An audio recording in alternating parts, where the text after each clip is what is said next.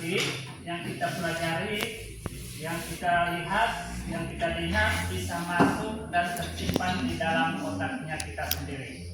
Otaknya kalian sebagai peserta didik untuk bahan kalian ke selanjutnya. Untuk itu saya silakan kalau satu orang bacakan doanya. Teman-teman, sebelum kita memulai materi hari ini, mari kita berdoa. Doa dimulai.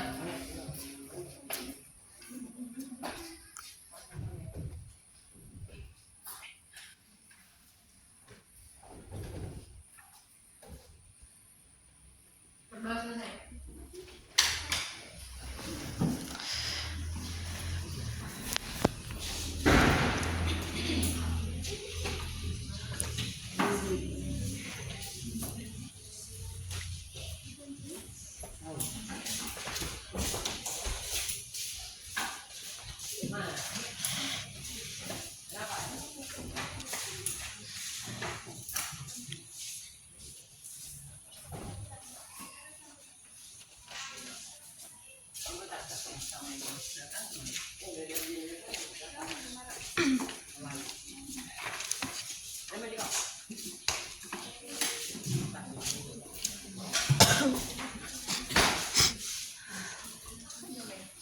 Jadi sebelum kita lanjut, saya absen kasih tahu sekiranya semua atau tidak.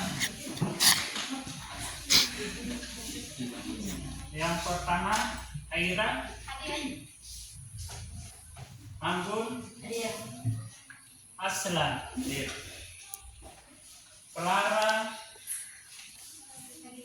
Dewi Anggraini, Hadir. Fatima, Hadir. Marwa, Hadir. Miftahul Jannah, Hadir. Muhammad Ali, Muhammad Sikir, Hadir, Pak. Nisma, Hadir. Nurul Sakina, Hadir. Rado, Hadir, Pak. Rafa, Hadir. Sarif, Cynthia, Hadir. Siva, Hadir. Utari Humaira. Jadi itu saja nama-namanya. Jadi untuk hari ini, perhatikan ada materinya hari ini.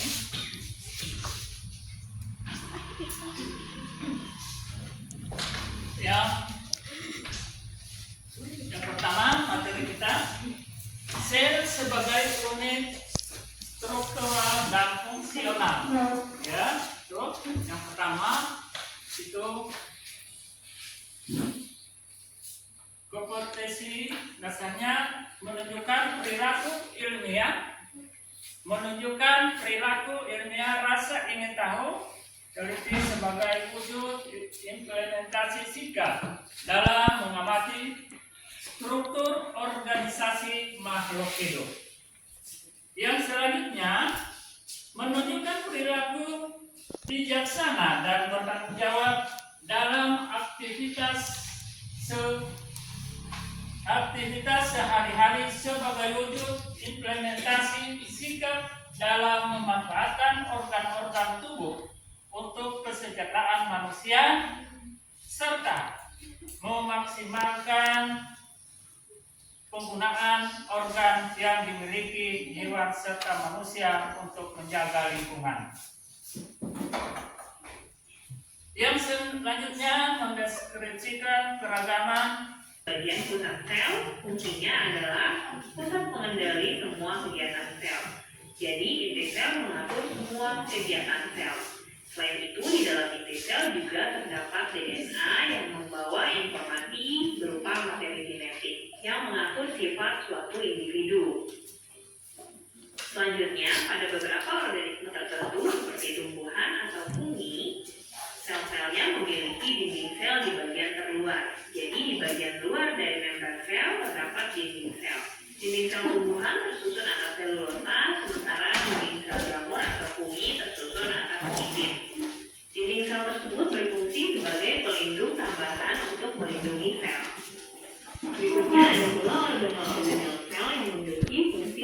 tersatu. Kita akan bahas yang pertama mitokondria. Fungsinya adalah untuk membantu respirasi atau pernafasan sel. Kemudian lisosom yang berfungsi untuk pencernaan intrasel. Badan Golgi berfungsi untuk memodifikasi protein. Ribosom berfungsi untuk menghasilkan atau mensintesis protein. Selain keempat organel yang sudah disebutkan tadi, masih ada banyak lagi organel-organel sel lain seperti sentriol, vesicule metaplasma, vakuola, dan lain-lain. Selanjutnya, kita akan bahas mengenai perbedaan antara sel tumbuhan dan sel hewan. Ada beberapa perbedaan pada sel hewan dan sel tumbuhan. Di antaranya adalah sel hewan memiliki lisosom dan sentrosom, sementara sel tumbuhan tidak.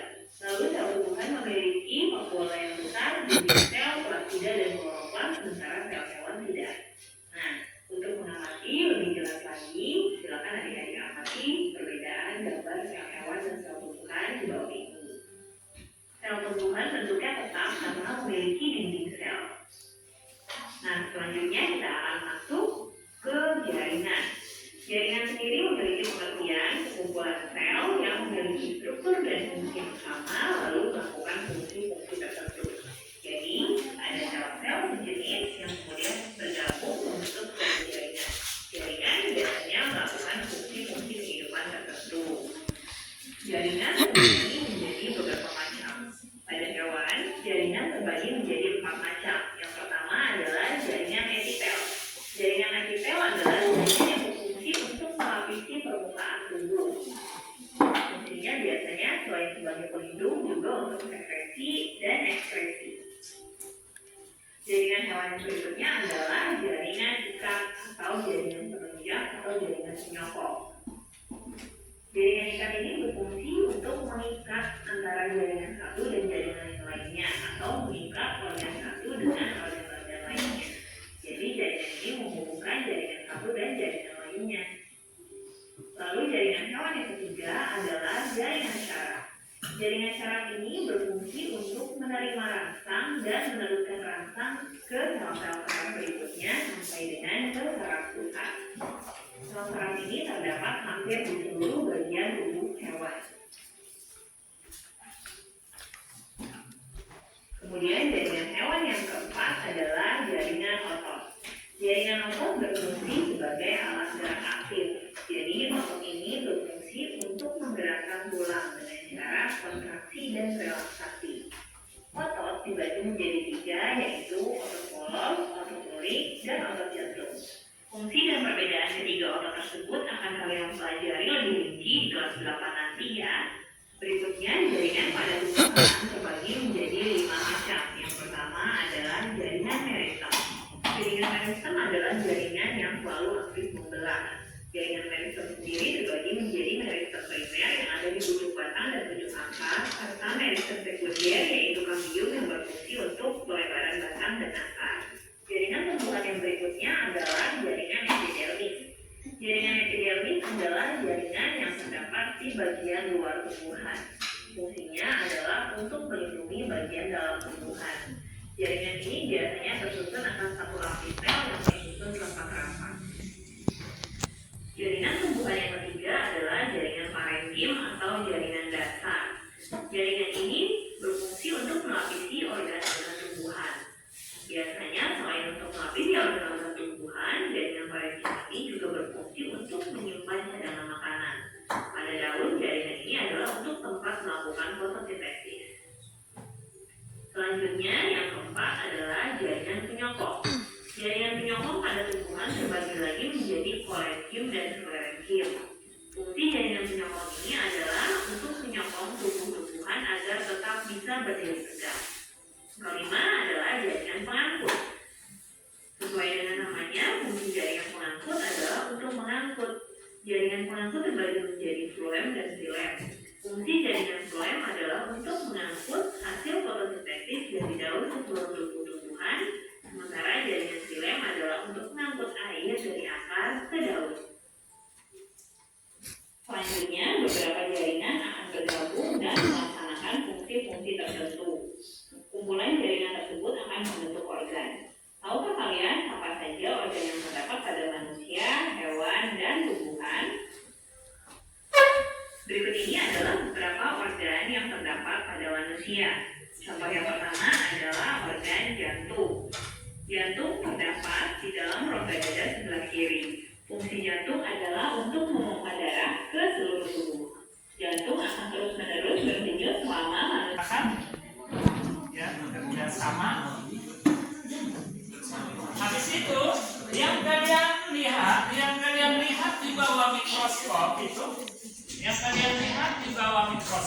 itu, kalian gambar di kertas, ada di situ petunjuknya di lembar kerja adik-adik. Ya, kerja sama saja supaya cepat selesai. Iris. Ya,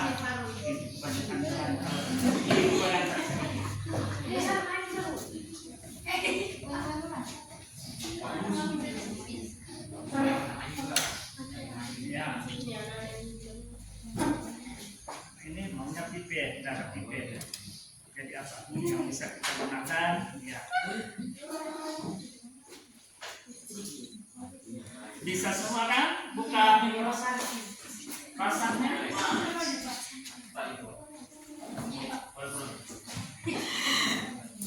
Bisa? Masih bisa. Kasih berapa nih?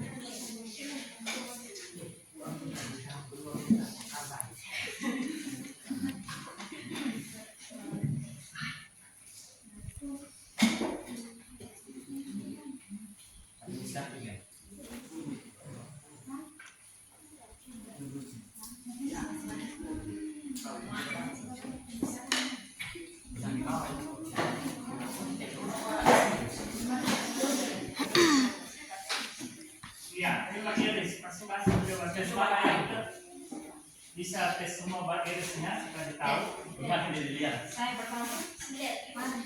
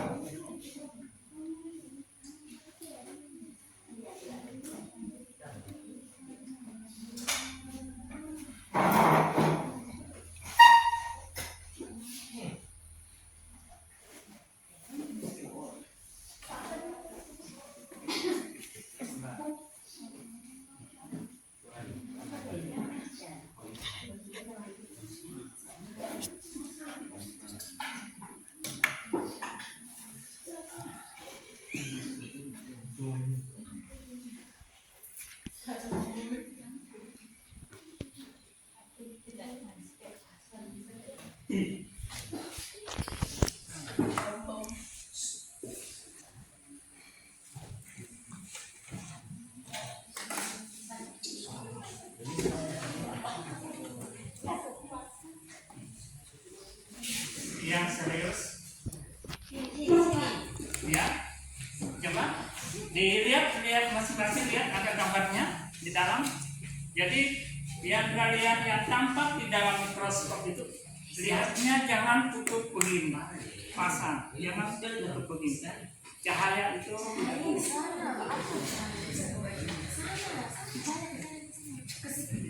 ya, terus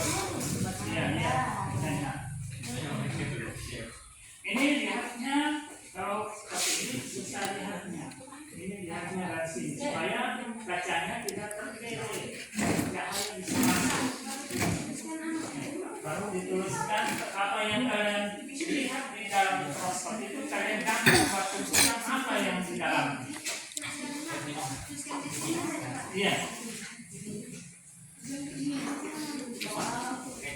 Boleh dikode di gambarnya, dituliskan di sini boleh. Nomor 1 ini. Ya boleh. Pasangan di tuangkan air, teteskan air.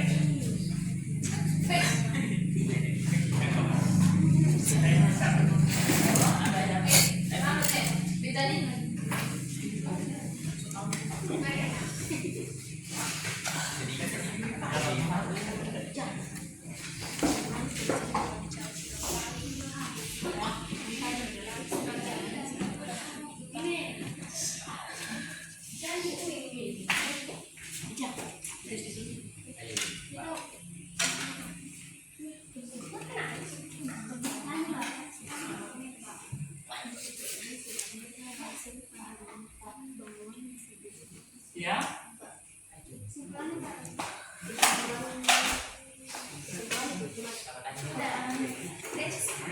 Kesimpulannya ini untuk penelitian bawang kesimpulan. Ya. Ya, diteteskan. Vitaminnya mana?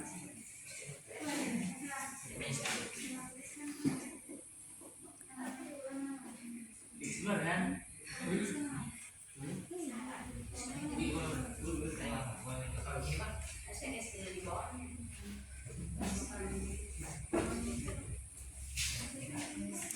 Ya, pegang.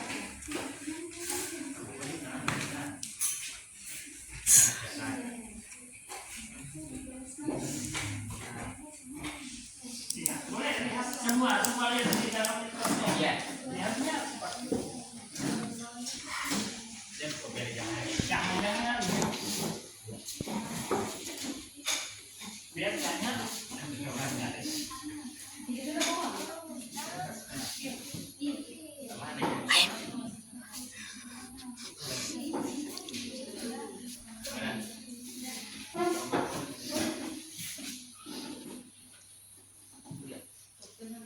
silakan digambar di bukunya, baru ditentukan organ apa di dalamnya.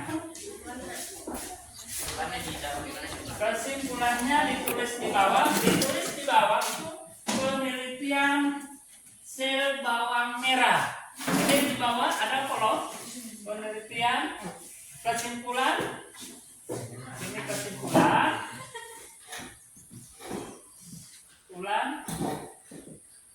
Penelitian bawang merah menggunakan mikroskop.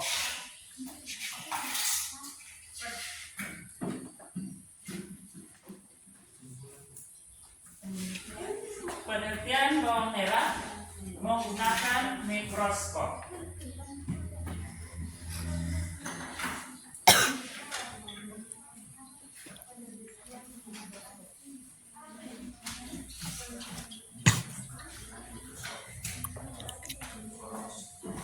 Penelitian bawang merah menggunakan mikroskop.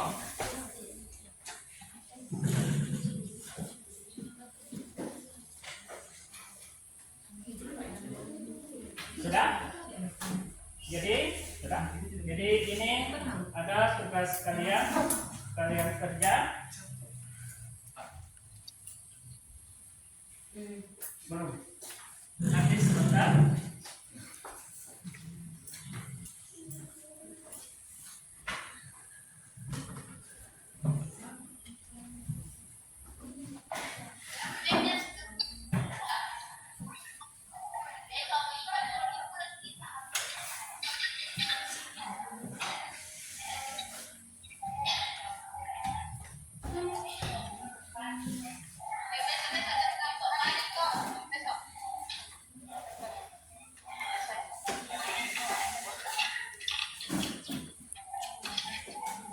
Sudah? Jadi itu ada tugas kalian tentang mikroskop ini. Jadi ini kalian kerjakan, tulis namanya dan kelasnya.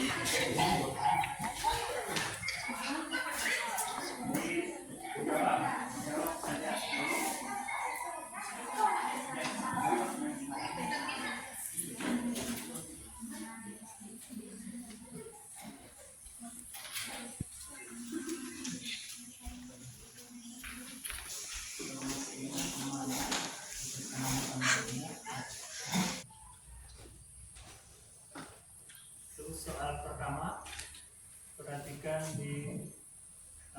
di papan di layar. Yang pertama soalnya, perhatikan soal-soal berikut di bawah ini. Perhatikan pernyataan berikut. Yang pertama, struktur sel prokariotik lebih sederhana dibandingkan dengan struktur sel eukariotik. Yang kedua, sel prokariotik terdapat pada kingdom Protista, pelantai, animalia, dan fungi. Terus yang selanjutnya, sel prokariotik tidak memiliki membran inti.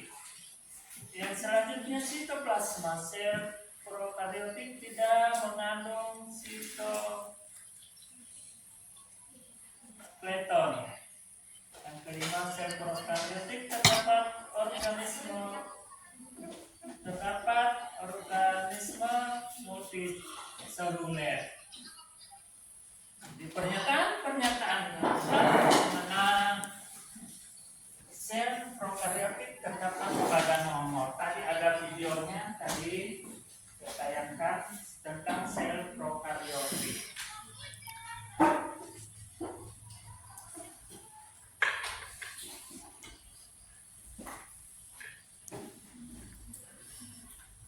Ya, saya kasih waktunya 10 menit sebelum kita tutup pertemuan kita pada hari ini.